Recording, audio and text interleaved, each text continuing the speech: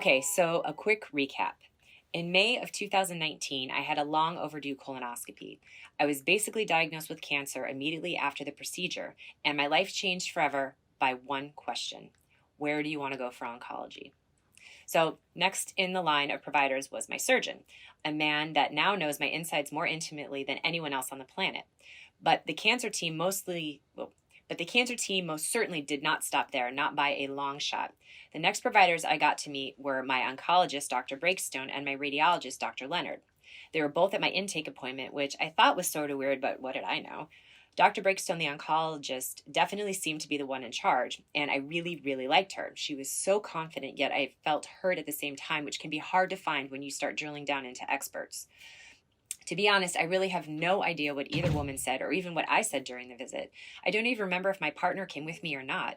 He missed most of my appointments because of three reasons. The first was simple logistics. We have little kids at home, and if he was going to come with me, it meant we had to find someone to watch them, which can be super challenging. Second, I kind of really didn't want anyone with me. And as I sit here and think about why, I honestly believe it is because I was ashamed. I was ashamed that I had rectal cancer because, well, isn't that a man's cancer? I know how utterly stupid that sounds, and I had no idea I even held such a bizarre bias, but I sure did. And I had the ass cancer coupled with this weird embarrassment to prove it. This journey, although it deeply involved everyone in my life, was still so intimate for me. It was something that was going on deep in the cavern that is my body, my method of transport, my vessel. The whole thing was just so bizarre, and I kind of wanted to tackle it on my own. I wanted to remain focused, and I felt like having people with me would be a distraction from the emotional and energetic work that cancer was sent to instigate. See, I was never ever mad that I had cancer, not once. Sure, I was sad and scared, but I believed from the very beginning, well, rather once the shock wore off, that the cancer was here in my body to serve a purpose. I learned so much during this journey, like what it feels like to not only have, but to truly recognize one's tribe. I learned about the importance of support and how difficult it was for me to ask for it.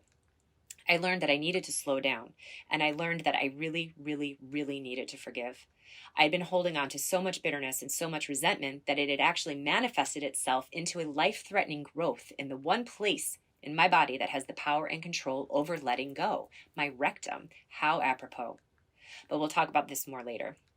Okay, so the third reason I did most of my treatment on my own is something that I didn't learn until 18 months past my diagnosis. And that reason is that my partner needed some separation from my treatment. He had to keep the house, the kids, and himself together, and if he had to be inundated with the sights, sounds, and smells of cancer treatment, it would have just been too much, and his head may have exploded. I've talked to other survivors about this and who have said just as much about their own partners. And to be honest, home is really where I needed him.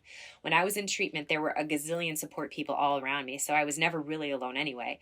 I learned how to lean on them quickly and found my own little tribe at the cancer center. Where I needed my partner was at home, to listen to me cry, to encourage me to do what would make me feel better, and to keep the house and all the creatures living in it stable and functioning. And those are not easy tasks. Okay, so back to my treatment team. So we have Dr. Vries, the GI surgeon, Dr. Breakstone, the oncologist, and Dr. Leonard, the radiologist, as the stars of my ass cancer show. I will go into detail about each of them as we move through the treatment process, but just wanted to give you an idea as to how cancer treatment starts. But there were many co-stars and other stars that would be revealed later in the process. As I reflect back on my initial appointments with each of them, I realized that I was very much not present.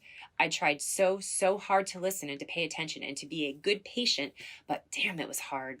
My thoughts were so muddled, so all over the place. Everything was happening so fast that it was almost as if I wasn't thinking at all. I went almost immediately into autopilot and spent the next year and a half in this weird daze. I did what they told me to do. I went where they told me to go. I took the drugs they told me to take. I stopped eating and drinking what they told me to stop eating and drinking. I was mindless through the entire process. I had to be. If I had to think about everything that was really going on, I would have ended up a completely non-functioning, blubbering pile of mess. The best thing I can equate it to is driving. When we drive, we certainly do not think about every single thing that we do. We rely on muscle memory. Haven't you ever ended up someplace and realized that you have no recollection about the actual drive to get there? That was cancer treatment for me. All right, folks, so that's it for today. The stage is now really set for the Ask Cancer show I'm about to share with you. And please remember, the whole reason I'm sharing this is to educate you on what it's like to be a cancer patient and to strongly encourage you all to get your cancer screenings as soon as you can.